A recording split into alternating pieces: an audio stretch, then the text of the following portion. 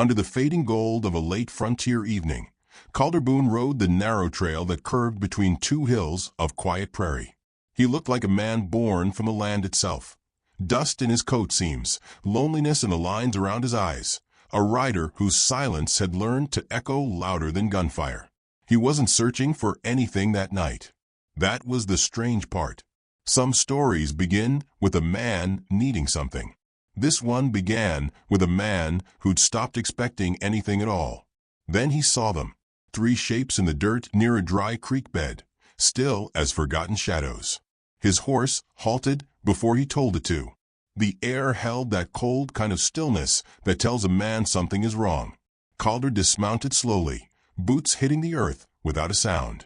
As he approached, he noticed the smallest movement, a flutter of a hand, trembling like a trapped bird.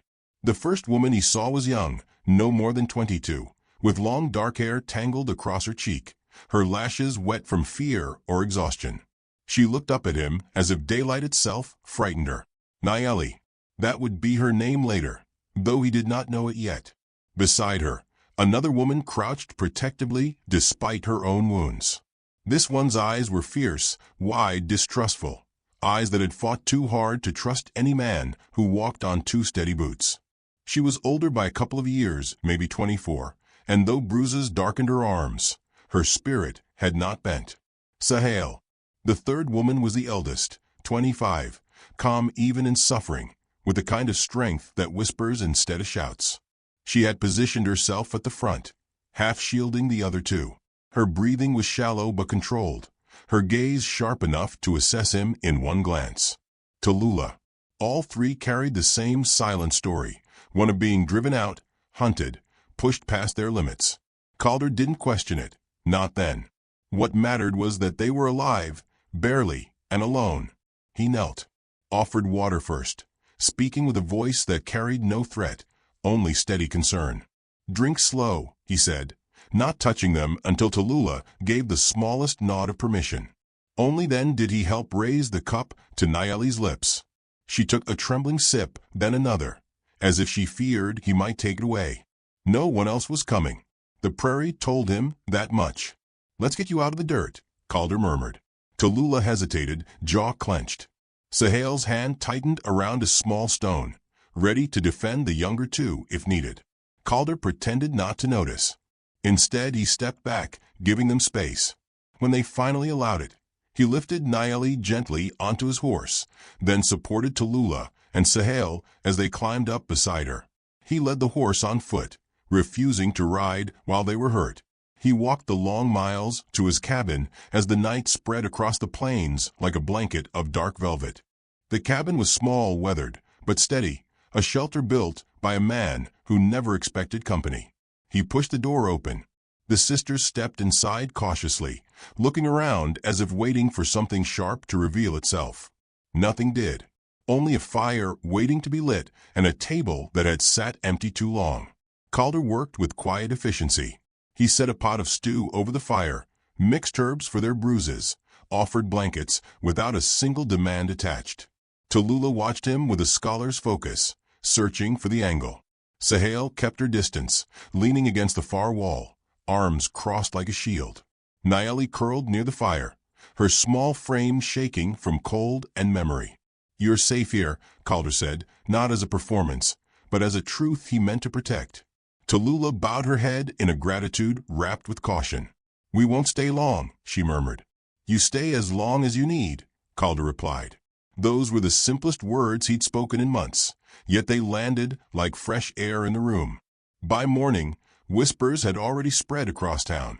When Calder walked into the general store, he felt the judgment before he heard it. 2 old ranchers muttered near the sacks of grain. "He's got 3 of 'em hid up there." Trouble clings to folks like that. Calder didn't look their way. He paid for flour, bandages, and willow bark. But rumors travel faster than horses. By the time he returned to the cabin, Tallulah had heard enough to stiffen her spine with shame. "We cannot bring danger to you," she told him as he set down the supplies. "People will talk. They've been talking about me since the day I grew tall enough to look 'em in the eye," he said gently. "Let 'em tire themselves out." Sahel watched him carefully, suspicion eroding grain by grain. Naeli smiled faintly at him when he handed her a cup of tea.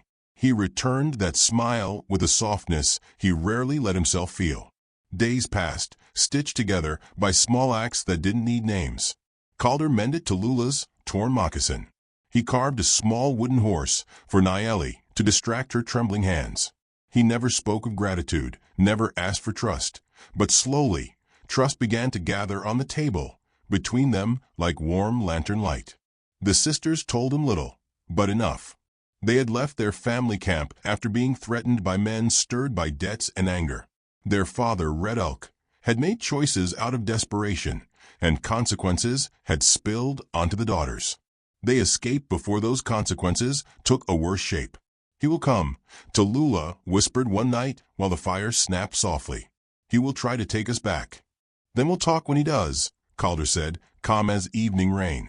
But dawn carried a different kind of light that day, sharp, early, expectant. The ground began to tremble under the slow approach of horses. Sahel bolted upright. Tallulah stepped to the window, breath trapped between hope and dread. Naeli clutched the blanket to her chest. A tall man dismounted first. Red Elk, 50 years old, broad-shouldered, with a weather-beaten face that carried too much regret for one lifetime. Two younger riders flanked him, both tense, armed, ready for confrontation. Calder stepped outside before the sisters could panic. He didn't take his rifle. He didn't need it. Red Elk's voice broke the silence like a stone tossed into still water. "My daughters," he said, looking at them with pride battling grief. "I have come with an offer, one a father should never have to make." Tallulah stepped behind Calder without meaning to. Sahel's jaw tightened. Naeli's hands shook again. Red Elk exhaled, shoulders collapsing under invisible weight. "Take them," he said hoarsely. "All three. I cannot keep them safe. Better they belong to a man who will protect them than to a world that will devour them." Shame slashed through the air. Tallulah recoiled. Sahel flinched as if struck. Naeli covered her mouth. "We are not something to be handed away," Sahel snapped, voice quivering with fury and heartbreak. Red Elk lowered his head, not in dominance, but defeat. "I know, but this is all I have left to offer. I failed them." Calder spoke then, quiet but firm, a tone that could bend iron. "I'll take nothing that isn't freely chosen." One of the younger riders scoffed, stepped forward, hand drifting toward his weapon. "Then I'll take him back myself." Calder didn't move. He only met the man's eyes with a steadiness that froze the air. "Go on," he said softly. "If you think you can cross this ground and leave whole." The rider hesitated. Something shifted behind Calder, the three sisters standing beside him, not behind him. In unity, in defiance, in choice. That sight alone drove fear into the rider's bones. Red Elk raised his hand sharply. "Enough." The riders backed away. Dust swirled around their boots. Red Elk turned to his daughters once more, tears unhidden. "If you stay, then stay by your own will. And may this man treat you kinder than life has treated me." His gaze flickered to Calder, filled with reluctant respect. Then he mounted his horse and rode away. Silence lingered like a final test. And then something loosened in the air, like a rope finally cut free. Inside the cabin, the morning felt different. The sisters breathed easier. Calder poured water into cups, his hand steady. They were not his family, not yet. But the beginnings of something soft, something brave, were settling into the wooden walls like the first warmth after winter. And though none of them said it aloud, they all felt the same truth rising quietly within. Sometimes safety is the first form of love. Sometimes a stranger is the first place you truly belong. And sometimes a dawn that begins with fear ends with the start of a life worth staying for.